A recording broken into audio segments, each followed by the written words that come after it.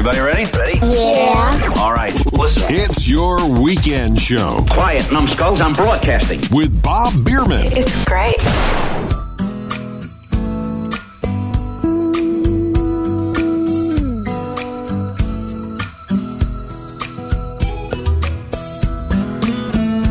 And welcome to your weekend show. I'm your host, Bob Biermann. So glad you're spending some time with me this weekend.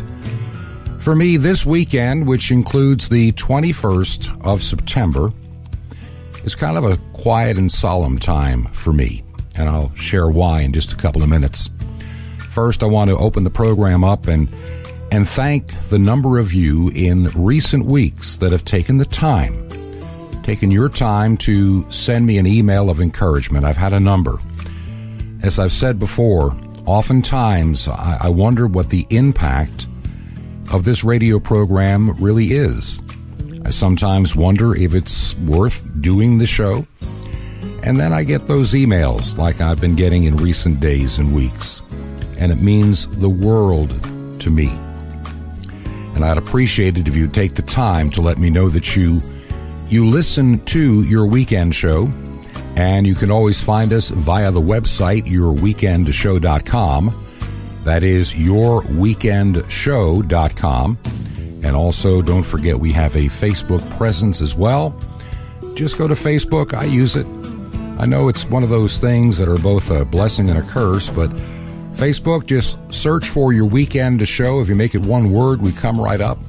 And you can even message us from there, and I get those as well. When you do send an email, just so you know, they come directly to me and nobody else. So whatever you share with me is something that is between you and I. Unless you tell me otherwise, I don't mention your name or anything, and I try to give you your privacy, so to speak. So do let me know that you listen to your weekend show by visiting the website. Well, today's program is one of a number of memories for me. And I told you as I opened the program up a couple of minutes ago, the 21st of September is kind of a quiet and a bit of a solemn time for me. I'm recording this program as I normally do in advance of the weekend, so the program can be distributed to the places it needs to go. And for those that are what I call early bird listeners on a Thursday or Friday, also have the opportunity to hear the show at their convenience during the course of the week. The program is not just on radio, it's also heard by a number of people as a weekly podcast, and I appreciate those that listen online, and I appreciate you letting me know how you listen, whether you listen on domestic radio, AM or FM, whether you're listening on international shortwave, or whether you listen online. When you contact me, let me know the way you listen to your weekend show, and it'll mean a lot to me as we continue to move forward, as we are now in that last third, almost at the last quarter of the year of 2019. And I have to think to myself, where has this year gone? This year has just flown by. We've been up in Georgia now a little over a month, about a month and a half, and there's still so many things that we're trying to get done. We just can't seem to find the time, and yet time slips away. And we've talked about that so many times on this program, the importance of making good use of our time. But now, the 21st of September, what does it mean? What does it mean to me anyway? I've shared this on the program before, and I'm going to share it again for those that are maybe new listeners. This is a time that I go back, and I think of a time 15 to about 22 years ago, that period of time. Back in 1975, I got married and started out my radio career, as I've told you before, as a disc jockey, then on to engineering and other things. Even owned a radio station for a period of time. And I worked my way up what we call the food chain of the broadcast industry to get to where I got to.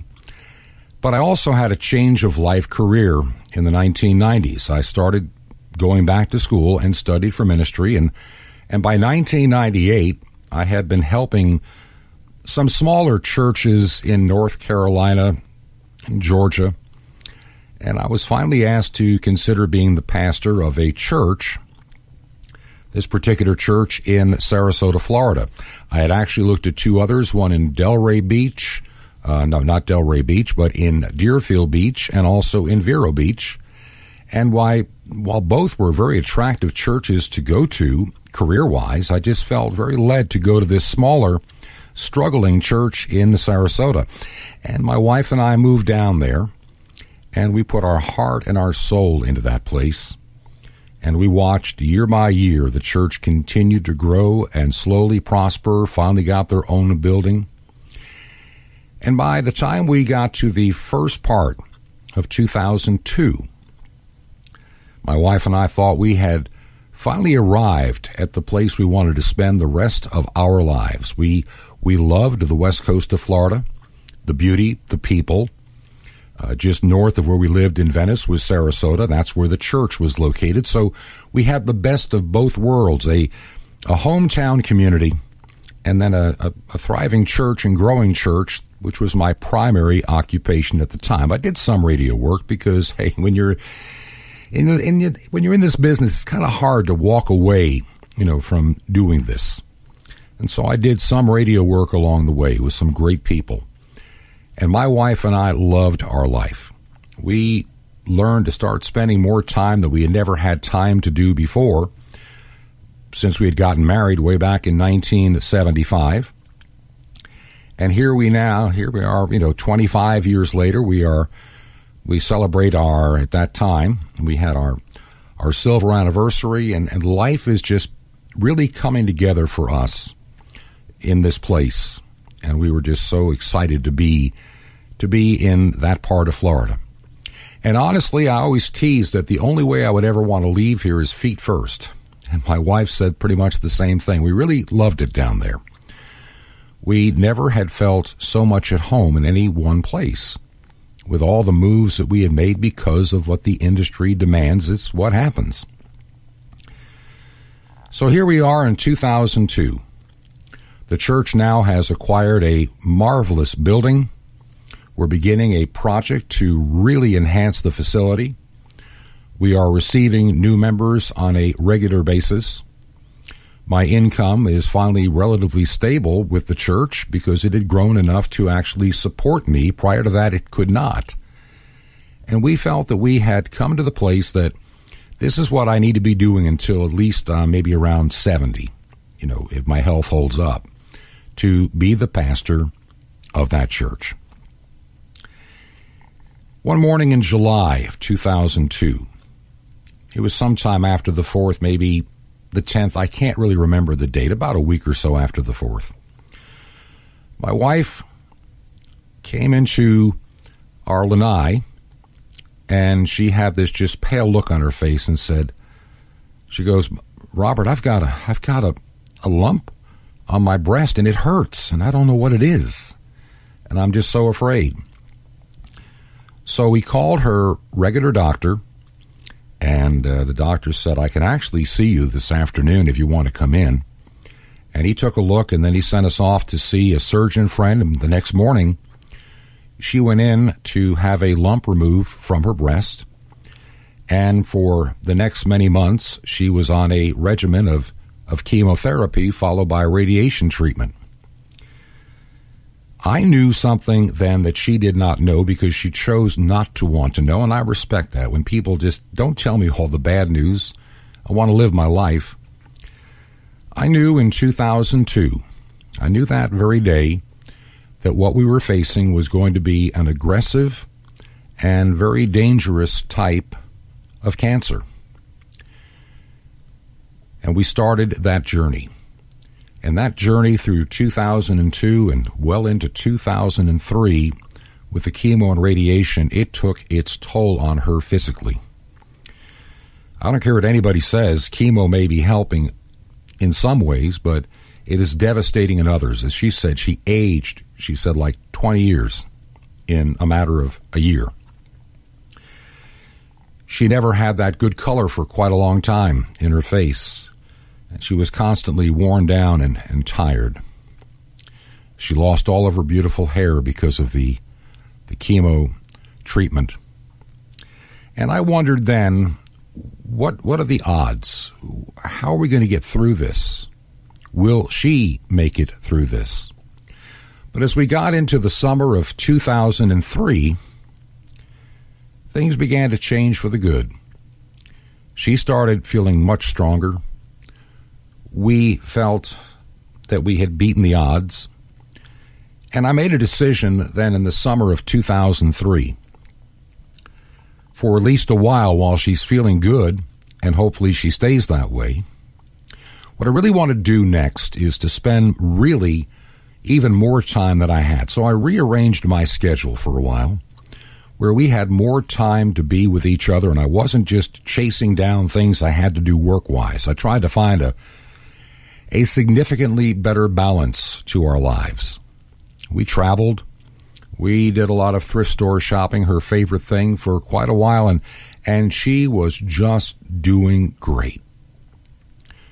As we got toward Christmas of 2003, she made the statement, she said, I would love this year to do a lot more than we've been able to do in previous years for Christmas for the kids and the grandkids. And I wholeheartedly agreed, and we just went overboard for Christmas of 2003, getting rather expensive but very necessary and long-term gifts for our kids and grandkids and friends and family. We decorated the house like we had never decorated before. And Christmas 2003, I'll never forget that night, conducting services on Christmas Eve with a packed church, a lot of my family there, and realizing she's doing great, and how thankful we were to be at the place we were at the time. Life getting better, no doubt about it.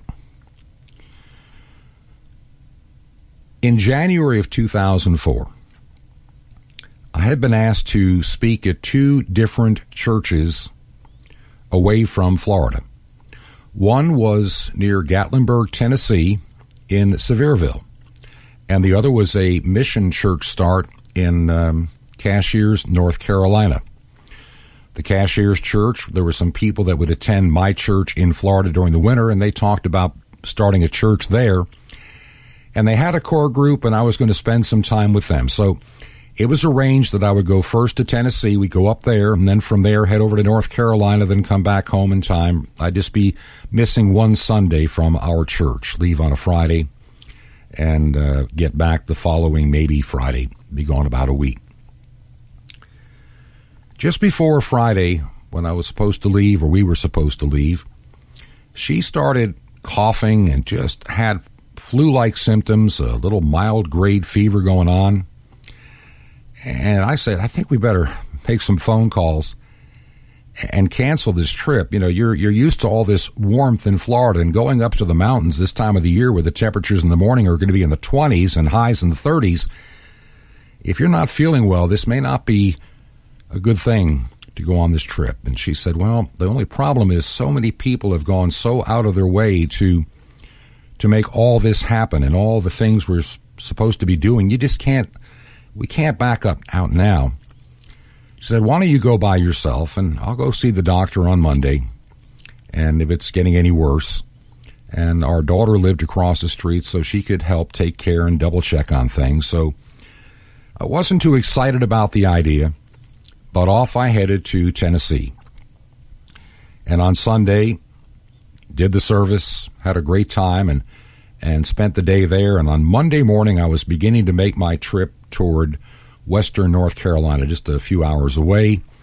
And I was going to be meeting with people on Tuesday, and then we're going to have a midweek service on a Wednesday, and then I would head back on Thursday morning to get back to Florida.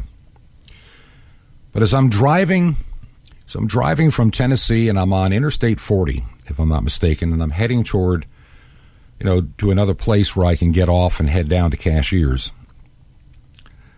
I got this phone call, and it was from her doctor, saying that he had seen her and he really thought that I needed to get back to Florida as soon as possible because he had some news he needed to share with me and with her.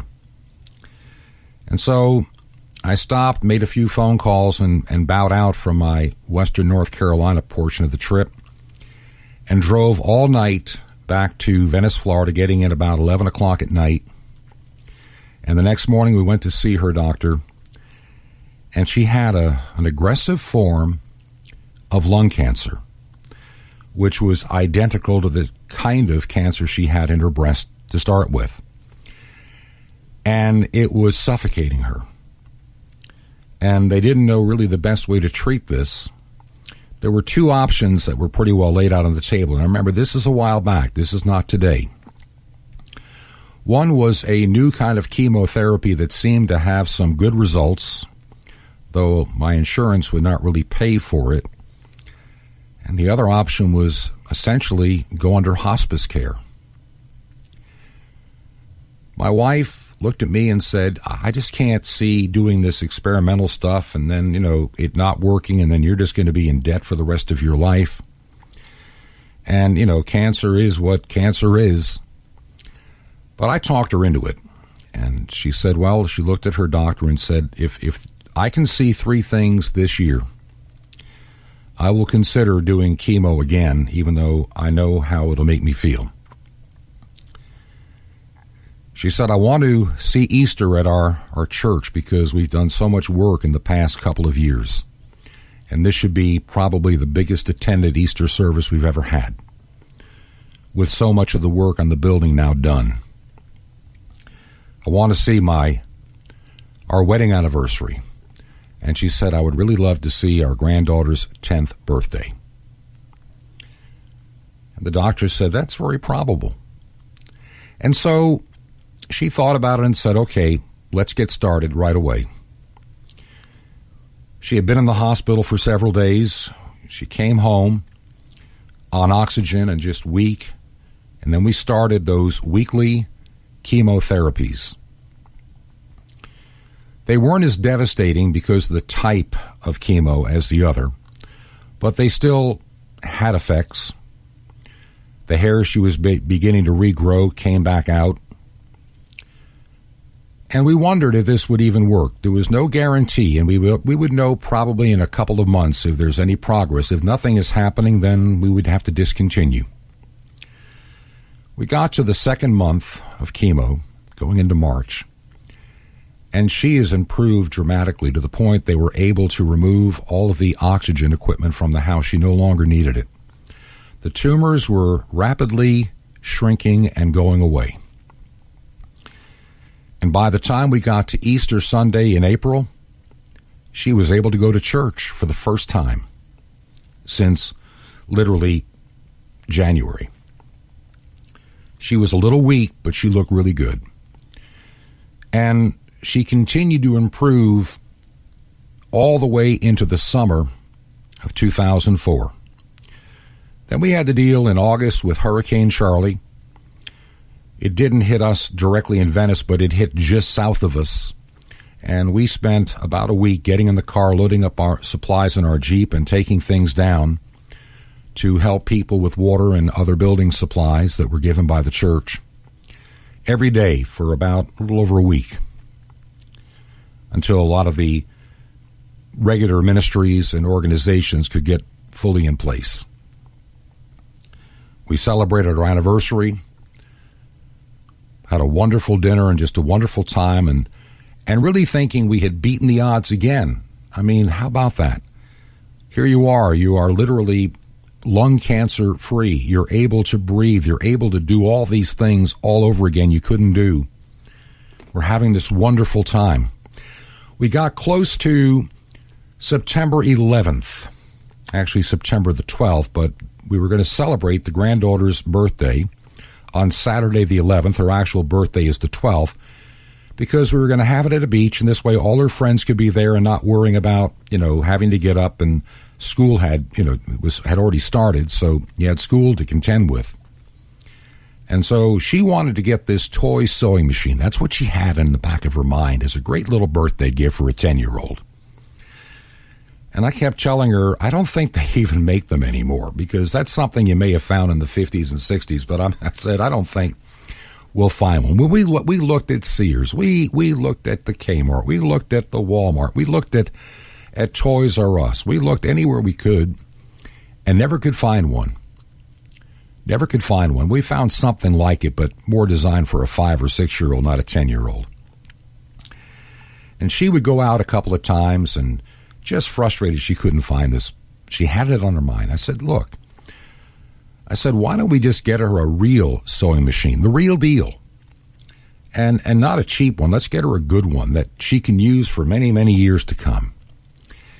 I said, because, a toy sewing machine, if we found one for, let's say, $40 or $50, which is what I figured they would probably cost if you could find one, will be a castaway toy by the time she's 14, 15, or 16. It's going to end up in a thrift shop somewhere or being saved for future grandkids or something.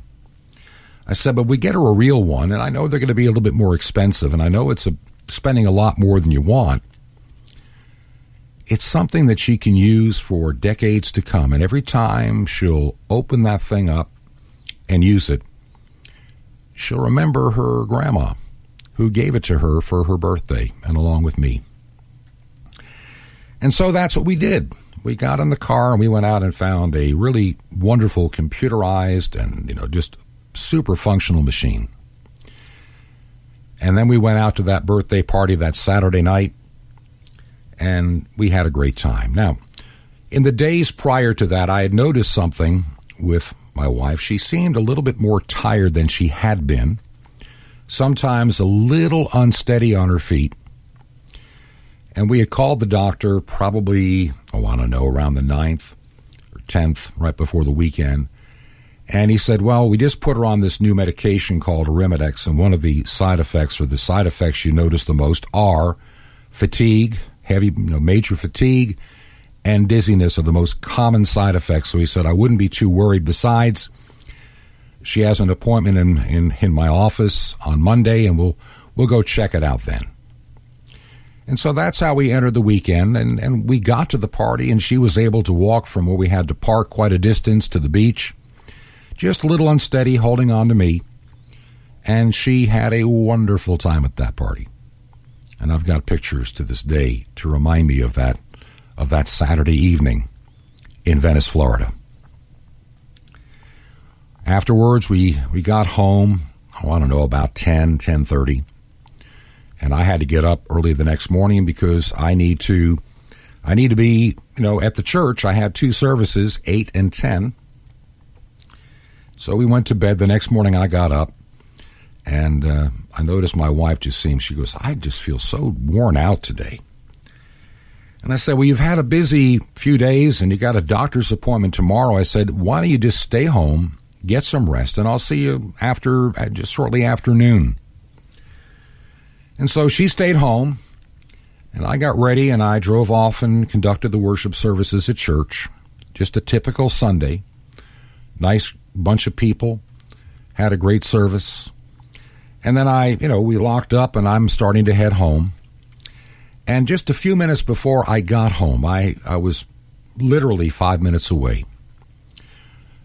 My flip phone rings, and I opened it up, and then I could tell it's my daughter's number.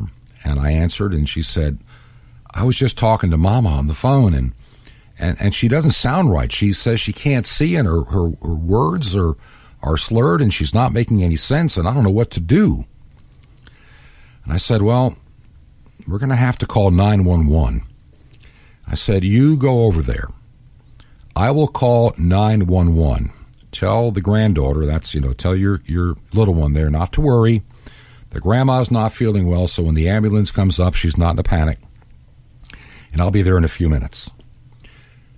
So I completed my drive to the house, and there was the ambulance already there, my daughter in there, and there's my wife on the couch, just slurring her words and looked like she was having some kind of a stroke. And they were wanting to get her right to the hospital immediately, so you're in that good window if it's a stroke to be able to deal with it. And off she went. And I got in the car and I followed. And a couple of hours later, This doctor comes into the waiting room and asked me to come with him. And we went into this small room and we sat down. And he said, I've got something to show you here. Here's the MRI of her brain. It looked like buckshot. It was brain cancer, and it was totally inoperable. And it was now causing severe issues on the stem of the brain. And it had ruptured, and she was bleeding. And he said it won't be long before she slips into a coma, and there's nothing we can do. He said, I'll go ahead and tell her. And I said, no, I'll tell her. And so I spent a little while with her, explaining that her journey in this battle, while she had won a number of battles, apparently she was going to lose this war. And I told her goodbye. One of the hardest things that I ever did, and she laughed. See, she had always had a premonition since she was a very young child that she would never live long. She always was she was never afraid of death, but she never envisioned herself being in her 70s or 80s. It just didn't comprehend with her at all. Her mother had died when she was just a little girl from cancer. Her dad had died at a young age while cutting grass from a heart attack. And so she figured between a bad heart or cancer, she was going to be not long for this world. And I'll add this little side note. My first wife was older than I was, and that's one of the things she was scared about in getting married, is she always thought she was going to die young and I'd be left behind at age 30 or 40 or something. But I talked her into marrying me anyway. And we were married at that point just over 29 years. And so she started rattling off some numbers, and it finally made sense. She was saying the ages of what her parents were when they died, and she had outlived that number, something she never thought she could do. And so she was satisfied that she had had a full life. And as I held her hand, she just went to sleep peacefully. That was on the 12th of September of 2004. And over the next days, we kept vigil as she slowly began to shut down and prepare to leave this life and enter into the life eternal. It was on the night of the 20th. It was getting on midnight. We have been keeping a vigil going into our 9th day now. And I remember the hospice nurse and everybody saying, you got to go home. You've got to get some sleep. This is not good for you. If anything changes, we'll call you. And besides, we had dogs at home that needed to be cared for as well. So I said, I'll go home and I'll check on the dogs. I had family coming in during the day to do that. And I said, I'll take care of them and I'll get a few hours sleep and I'll be back in the morning. I took a shower, got into bed. And I hadn't even fallen asleep when the phone rang. And I was told that she had just passed away. So I drove up to the hospital as quick as I could. And I got to the room and I felt so bad that I'd missed that moment. I have family that is in the medical profession that were there and said, oftentimes they can sense that you are there. And they don't want you to see them die. And once they sense you're not there, they peacefully slip away. I looked at her laying in that bed, and I had seen what the torment of cancer had done for the past 2 years and 4 months, and how bad she looked and how awful she looked during those final days. And there, for the first time in 2.5 years, I saw this woman lying in the bed with this almost a glow about her, and she looked 20 years suddenly younger. And she was so much at peace. The next days, as you can imagine, were just a whirlwind. I barely remember a lot of it. I do remember some of it. Because we knew that her time was coming, we had time to plan for a funeral. And she had quite a big one. But there, in the early morning hours of the 21st of September, my precious wife slipped away into eternity. For those that have listened to this program before, and I've shared some of this before, those are the events that are always a solemn time. It kind of begins around the 11th of September and runs the full 10 days to the 21st. And even the funeral that she had, which was well attended, is sometimes, in my own mind, a blur. We don't know how much time we have in this life. And too many times we get involved with fights and arguments that are just not worth having. We have families divided, families estranged for the silliest of all reasons. We get so preoccupied with our labor and the money we make from that labor, we stop living life. We live to work instead of work to live. I am so glad that at least for the last 5 years of our time together, we did have real time together. I feel sorry for couples that find themselves so estranged because of work, unrealistic goals, the chasing of material things that they don't really enjoy life, family, and people. You know, St. Paul says it best. Life is like a vapor. It can be here today and gone tomorrow, this earthly life. Yet we have a whole eternity ahead. This life is how we begin our eternity. We need to learn to stop wasting our time and use our time in a much more wise way. This is your weekend show, and I'm your host, Bob Biermann. Try to remember the kind of September when life was slow and oh so mellow. Try to remember the kind of September when grass was green and grain so yellow. Try to remember the kind of September when you were a young and mellow fellow. Try to remember, and if you remember, then follow.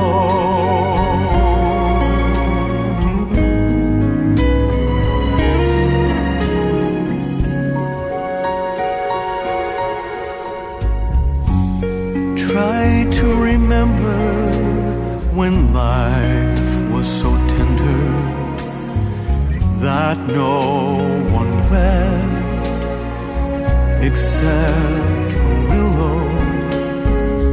Try to remember when life was so tender that dreams were kept beside your pillow.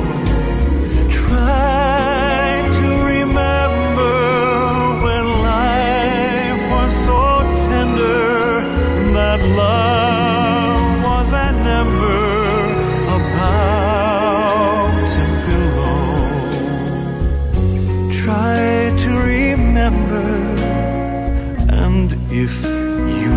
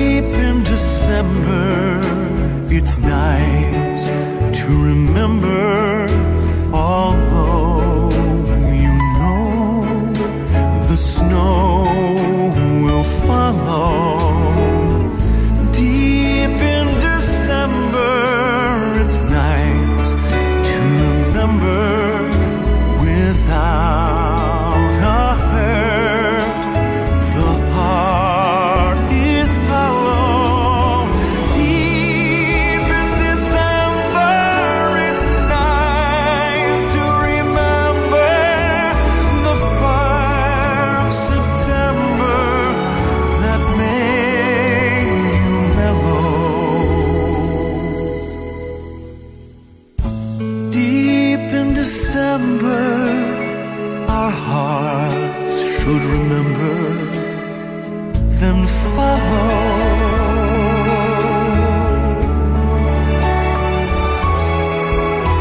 Then follow.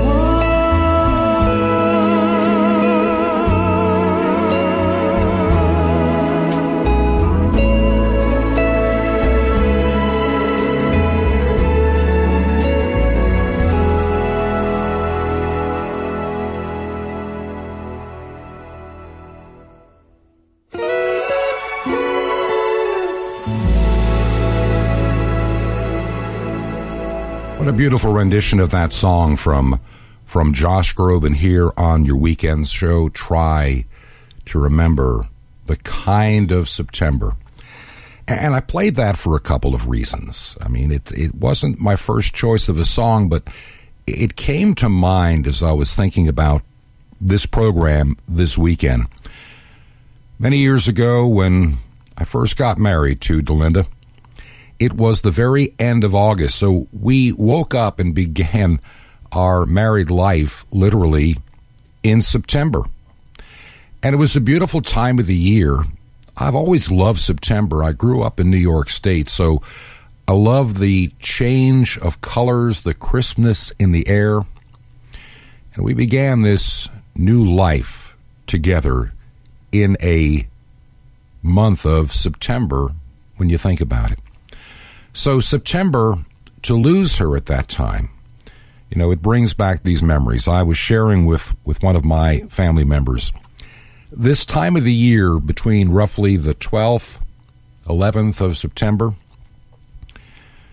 and the 21st, when I finally lost her, has always been for these past 15 years, it's been a bit of a difficult time. And I think you can understand that if you've ever been there before.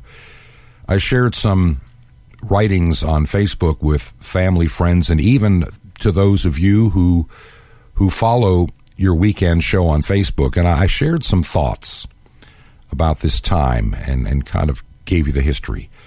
I have had so many delightful responses from what I wrote. It encouraged many. For some family members, it brought back some wonderful memories of a time gone by. And so it's good for us to try to remember those that we have lost in our lives. It is said that when we lose our parents, it hurts, and that's true.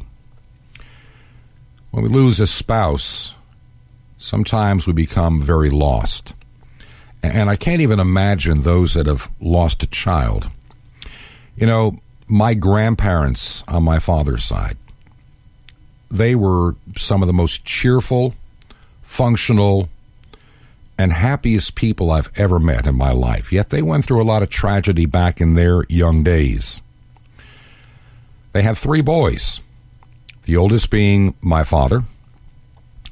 Then there was an Uncle Bob and Uncle Robert Conrad Biermann. And then there was Alan, the youngest of the 3. And when they were very young, you got to remember this is the 1920s, around 1930-ish. They came down with rheumatic fever. And I don't think medical science understood the full ramifications of what that means and the damage it can do. And as a result of that rheumatic fever, the youngest child, Alan, he died as a result of rheumatic fever. Years later, their son, Robert, who worked with them in a real estate office in Long Island, in his 50s, suffered a massive heart attack and died. And they figured as they did the medical exam that it was because of damage that had been caused to his heart when he was a child from rheumatic fever. Now, I'll give him credit. He lived a full life all the way through. And then my dad, the oldest, was still alive. So my grandparents in their lifetime buried their youngest child.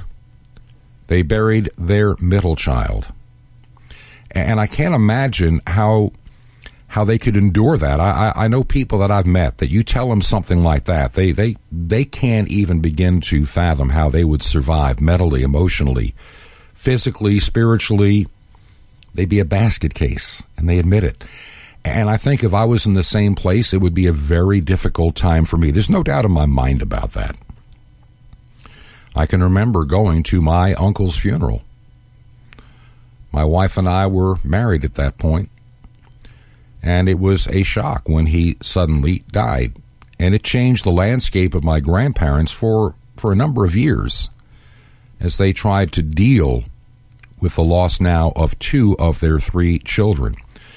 Parents should never be burying their children, even if it's because of war.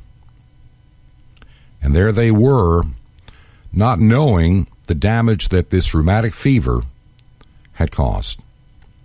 Now, my grandparents, they both passed away within a year and a half of each other, around 1995 and 1996 and 97. Actually, 96 and 97.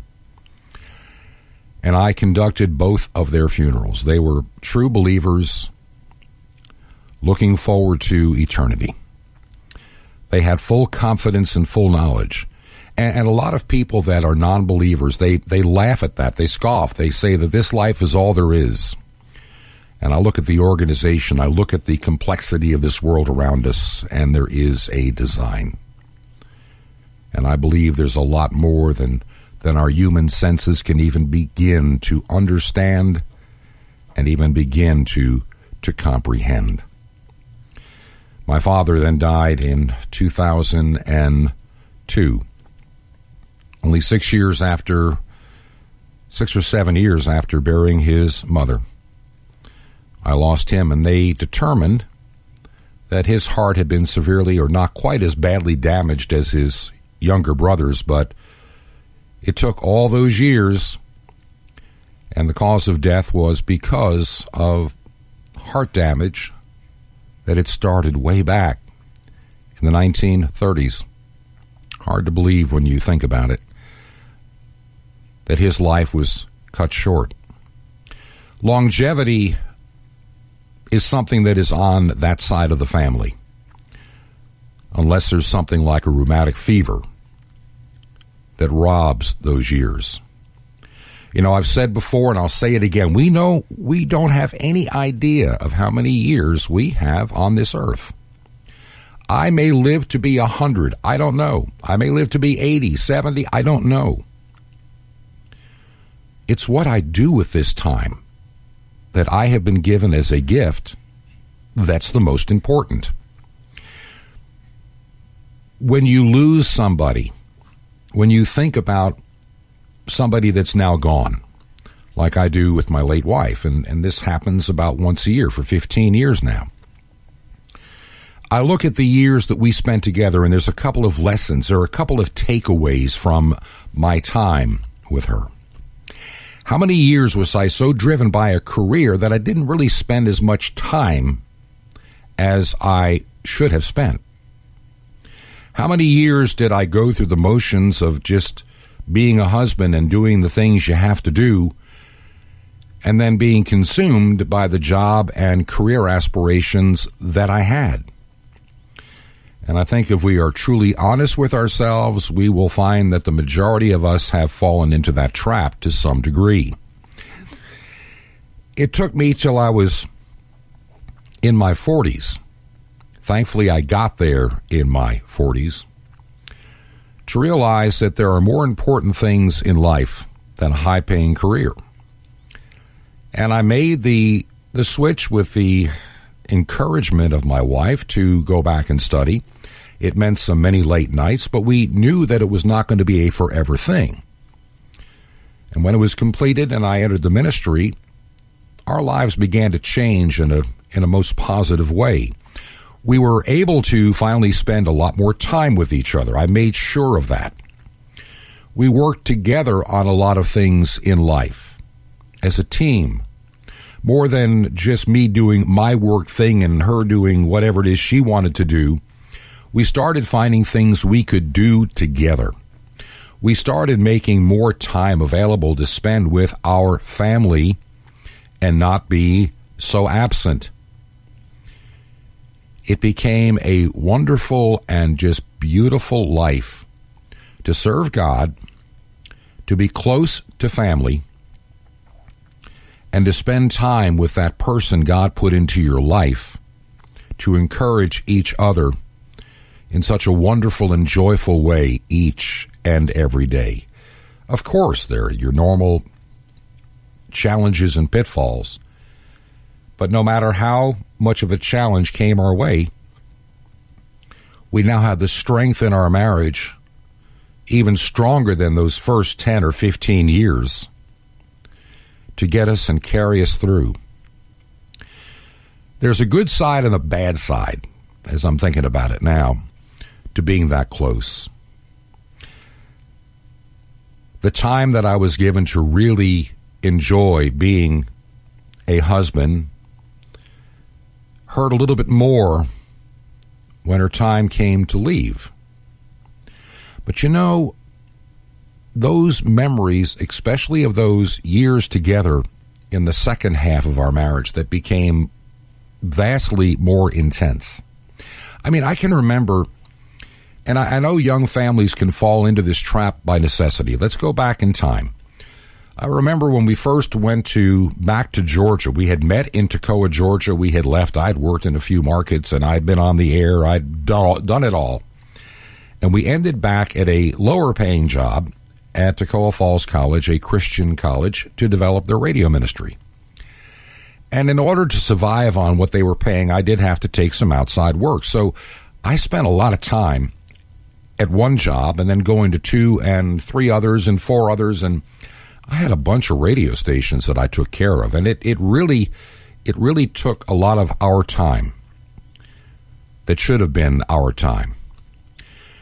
My wife had some health issues over the years, so her working on a regular basis was something I really didn't want her to do, so I carried the financial load for most of our married life. And I'm glad that I could.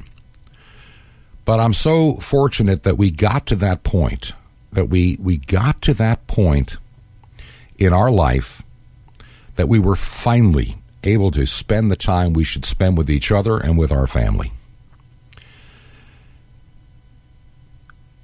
I'm going to just deviate for a moment here and share one last thought on this topic before we take a quick break and come back with a few different thoughts on the other side. When you go through a process of grieving, there are mistakes that many people, myself included, will make. You cannot rush your grief. Let me say that again. You cannot rush your grief. You cannot deny your time of grieving. Some people try to move on too quickly. They say, the experts say, those, and I've worked with, years ago, I had worked with hospice as a chaplain. So I had all the head knowledge available to me, but I never applied it to myself, unfortunately. Grief denied is just grief delayed. And I tried to move too quickly in life. And then I wondered why things just never seemed to work out the way they should. I mean, life was okay, but I never felt anchored for a long, long time. And finally, about 10 years later, in 2014, I started rethinking everything and made some major changes in my life. And I was in a position where I finally took quite a long time to reflect, think, and go through a grief process that I had pushed aside 10 years earlier. And it was a wake-up call to me, to who I am, to what I am, to the man that I should be. And after going through that process and finally waking up one day, feeling at peace with all that had happened and feeling at peace with myself, that I finally became anchored in who I am. It was only at that point that I could move on, and I met somebody else. You've heard her name, Lori, my wife now, and she had lost her husband several years before. So we understand the dynamic of losing somebody that you love and how it changes a lot of who you are and how you look at life. And with both of us understanding that about each other, it makes it possible for us to have a wonderful married life now. Not everybody that loses a spouse will remarry. Some will marry too quickly and have a failure in that marriage. Take your time. Take it from me. Take your time and let the entire process, the entire natural process complete itself. It is something that honestly you will never regret. Once again, this is Your Weekend Show, and I'm your host, Bob Biermann. Don't forget the website, yourweekendshow.com. That is yourweekendshow.com. You can also follow us on Facebook and learn when the new show is posted. Those that like to hear it online normally get a notification on Wednesday or Thursday, sometimes Friday morning, depending upon the kind of week, of when the new program is available to listen, download, enjoy online. And, of course, then you know what's going to be happening on shortwave and on AM and FM radio. So there you have it. Don't forget the website, yourweekendshow.com. That is yourweekendshow.com. Send me an email and tell me you listen. Or check us out on Facebook and simply go to Your Weekend Show. Make it one word, Your Weekend Show. This is Your Weekend Show, and I'm your host, Bob Biermann. On the air and online at yourweekendshow.com with Bob Biermann. In today's world, sharing the gospel is getting harder and harder. Being able to learn God's word to be able to minister or share the good news is also becoming more difficult. If you know you have a call on your life and are seeking to get the needed education and preparation for ministry, why not look into the Trinity Graduate School and Seminary? Trinity Graduate School and Seminary exists to glorify Jesus Christ as Lord by preparing adults to evangelize, disciple, and minister to the world. Since 1973, Trinity Graduate School and Seminary has fulfilled its mission of preparing men and women for ministry. Trinity Graduate School and Seminary is accessible to students around the world through an online delivery system. To find out more information, why not visit their website at trinitygraduate.com. That's trinitygraduate.com. What's all the noise? Is someone going to tell me what's going on here? It's Your Weekend Show with Bob Biermann. Well, this has been one of those programs that was a little bit on the hard side to do. But let's end the program this weekend on a happy note. Don't forget the website, yourweekendshow.com. That's yourweekendshow.com. Find us on Facebook. Hey, just look for Your Weekend Show. Right now, to take us out for this weekend, here are the Edwin Hawkins Singers, Oh Happy Day. Oh, a happy day. Oh, a happy day. When Jesus wore, oh, when he wore, when Jesus wore, he washed my sins away. Oh, happy day. Oh, happy day. Oh, happy day. Oh, happy day. When Jesus wore,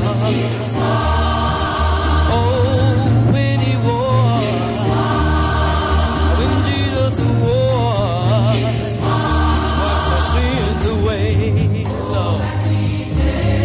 Oh, it's a happy day.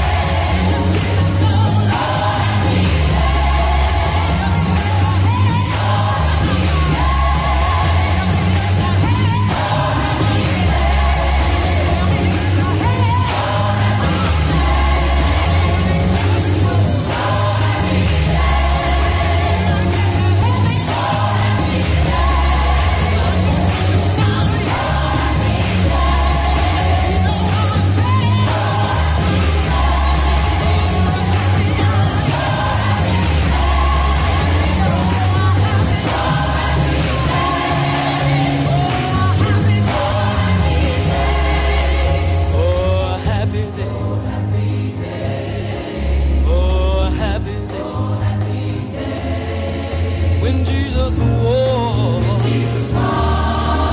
Oh, when he wore. When Jesus wore. Wash your sins away, Lord. Oh, it's a happy day. Oh, Lord. Good God. Oh, yeah. Lord. On the air and online at yourweekendshow.com with Bob Biermann.